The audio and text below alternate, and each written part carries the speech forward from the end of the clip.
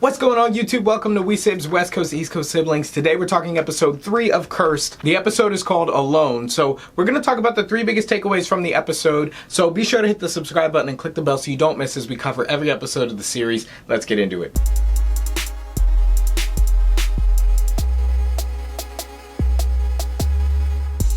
Alright, so starting off with big takeaway number 1, it's kind of the character assassination of Arthur, if this is the King Arthur that we're used to. So we know that he steals the sword, Excalibur, what they call it Devil's Tooth. He steals it from Nim and goes off seeking his own honor. So over the course of the episode, Arthur is really shown to not only be a thief, but also a liar and not that bright.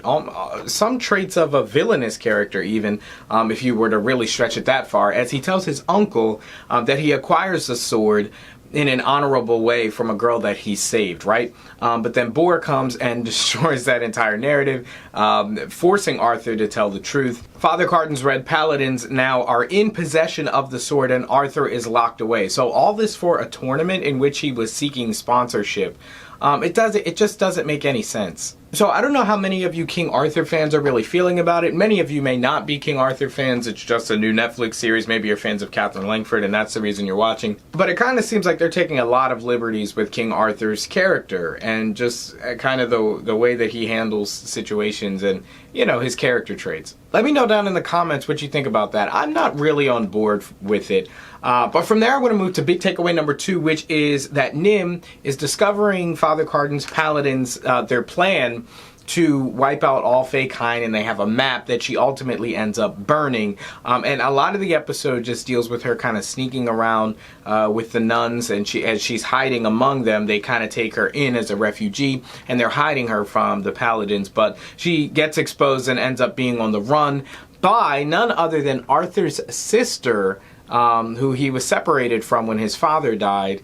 She became a nun, and you know, obviously he went off to become a thief and a liar and trash. Yeah, so her name is Morgana, and she helps Nim escape and tells her exactly where Arthur is and exactly what he's doing. Most likely by the time Nim even gets there, Arthur will have already been long gone, possibly even headed back in the direction that she just came from, going back to Father Cardin with the sword itself. So from there, guys, I want to go to the third and final takeaway. What you need to know from the episode is that Merlin gets warned from the Widow, this Grim Reaper type character, that the path that he's pursuing of burning the Sword of Power with Fey Fire is one that he doesn't want to go down. It's going to end in not death.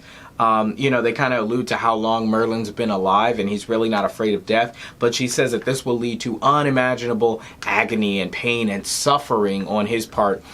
He's so drunk, I don't know if he's really even comprehending everything that she's saying, but he says, oh, whatever, and he proceeds to do exactly what he wanted to do anyway. So things have obviously drastically changed since the last episode. The sword is no longer technically on its way to Merlin, whereas before it was in the possession of Nim. Now it's in the possession of the Red Paladins, and certainly not going to be given to him under Father Cardin's watch. So yeah, overall, I'm kind of just taken back by the foolishness of Arthur and Merlin, because their characters, at least historically, have been very cunning, very smart, good-natured characters generally.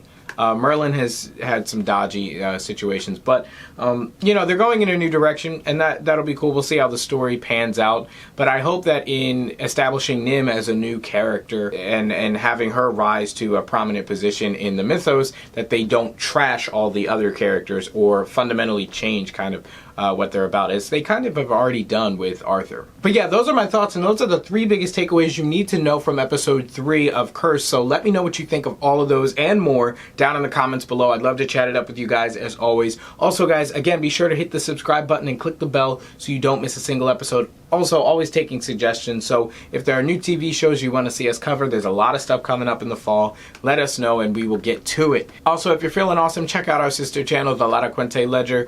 We got a lot of great content on and coming to that channel very soon, so be sure to subscribe over there as well. Thank you guys so much for watching, as always, and I will see you in the next one. Peace.